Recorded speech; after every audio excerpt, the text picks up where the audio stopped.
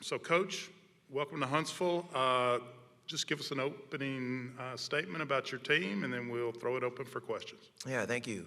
Good to be in Huntsville. Excited about returning here sometime in March for our conference tournament and embarking on what's our third conference in the last 6 years, I believe. It certainly will be a difficult challenge given the coaches that I have a familiarity with and the programs that exist in this conference. But I'm excited about the leadership that CUSA has. About our team, we are who we are. We're a sum of our parts. The guy to my right, Kyle Rode, he's a really special player. Most people who have had an opportunity to watch him play over the years has seen just the impact that he's had on our basketball program on and off the floor. I say it often. He's literally one of the best leaders, not one of the best players who are leaders, one of the best leaders I've ever been around.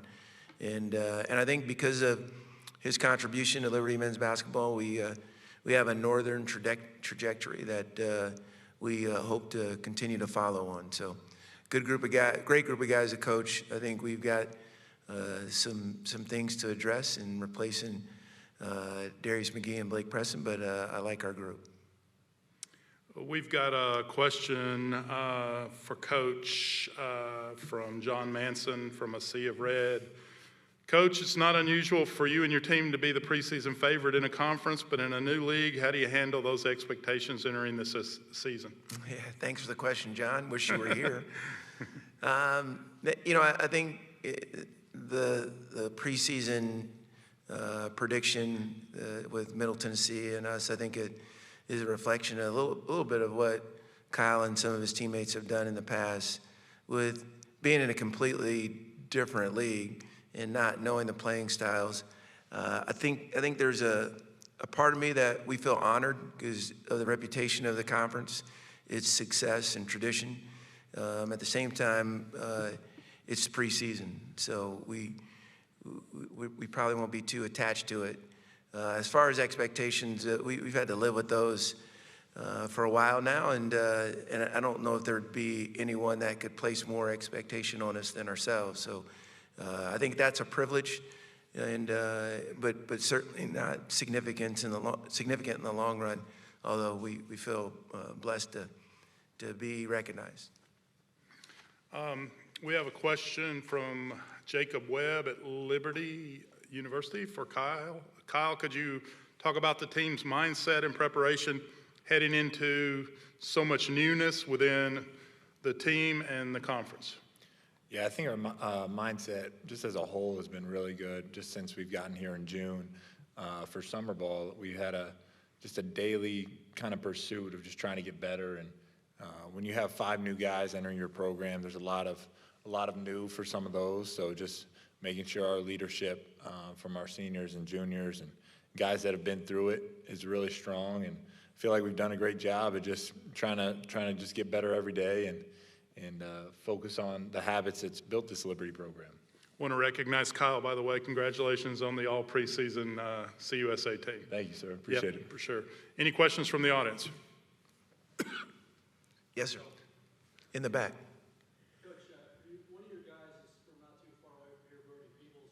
What can you tell us about what he's been like for you and what he means to you? Oh, man, I love Brody Peebles. I probably saw him play, 5 or so high school games and over a dozen AAU games. Really recruited him hard because he's not only a fabulous player, a fabulous person from a great family. So I think for him, it'll be really special to come back to Alabama to play in the conference tournament. I've really seen a growth in his, not just his play, but who he is as a young man, his impact on our campus. And he continues to play a bigger and bigger role for our men's basketball program. I love having him as a part of it. He's special. Yes, sir. So, Coach, I ask you this every year, this time of year. What is your success criteria for this year's team? Yeah, Tim, thank you for the question. Do you have any eligibility left, by the way? No? Yeah, yeah, I do.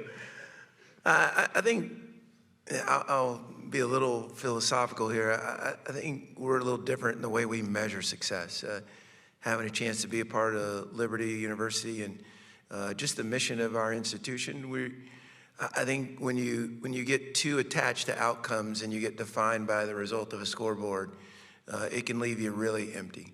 And I've ran down that path before and chased things that you think might fulfill you for the moment and realize that they don't. So I think for us, success would be reflected in the way we connect, the way we live authentically, our true selves inside of our locker room or the walls of our program. And I think continuing to be vulnerable with one another in such a way that we've got a chance to have a shared experience that'll last beyond just the time that we're together in a season. And that would be success to me.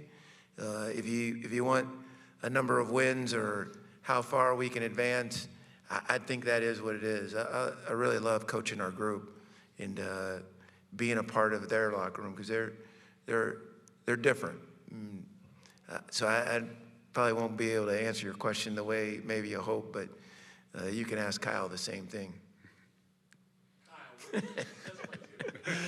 No, I think Coach does a really good job of preaching that from day one, what he was talking about.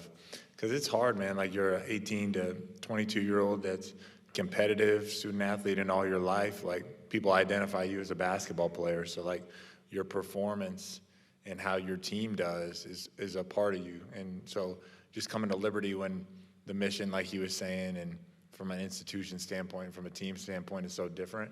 I think it almost gives you a freedom about the results and from the results. And so I would just say, echo what he was saying, and just super grateful I get to play for Liberty one more year and hopefully make another run in March and just have a shared experience with these guys that, like the last 4 years, has just been amazing and taught me so much about life and about myself and about basketball. So. Yeah, side note, I'm pretty grateful he's staying for another year, too. Yeah, I will say this. I heard it once said, we'll say it in our locker room often. It's really hard to feel grateful or to be grateful for what you feel entitled to. And Kyle and Shiloh are the only two players in our program that have experienced the NCAA tournament, only two left. So I think there is a pursuit of ours to try and make it back there. But we also recognize how bumpy that road can be en route. And Conference USA will certainly, whomever prevails from a league like this, knowing a little bit about the coaches that I do, and that's no disrespect to the ASUN because there was terrific coaches there as well. You'll be really well prepared in March if you can make it through in this league. And I think that was proven in the success they had last year with FAU and UAB. Charlotte won the CIT. The CBI. There's a bunch of really good tradition in the programs that exist here. So we got one more question here. Coach, you're going to be regular visitors to the state of Alabama this year, it looks like. So not only do you go to Jacksonville State and back here in March for the CUSA championships, but you're also playing Alabama in Birmingham this year. Just from a scheduling standpoint, what does that game mean to you? To play the Crimson Tide, you're going to play against a really well-coached, very talented Nate Oates team, and that'll be, again, it's part of our process, our plan to try and best prepare ourselves for a really competitive regular season and conference play. But to do it in Birmingham, obviously, we think it's a great opportunity for exposure for Liberty, and hopefully we'll be competitive. We have time for one more question. Anything from the audience? Anything from our folks on the Zoom call? Go ahead. I got one for you, Kyle. We're at the Space and Rocket Center. Did you ever want to be an astronaut when you were a kid? Oh, I'm terrified of heights. That's a quick answer, no. But I always did think it was cool. But terrified of heights, so I'm good. Yeah, so my dad worked for the airlines when I was, I think, 5 years old, so we flew non-rev for years and years and years. I don't mind flying, but have no aspiration of being an astronaut, no. But I think it's really cool, and I'm very thankful for those people that do. Yep.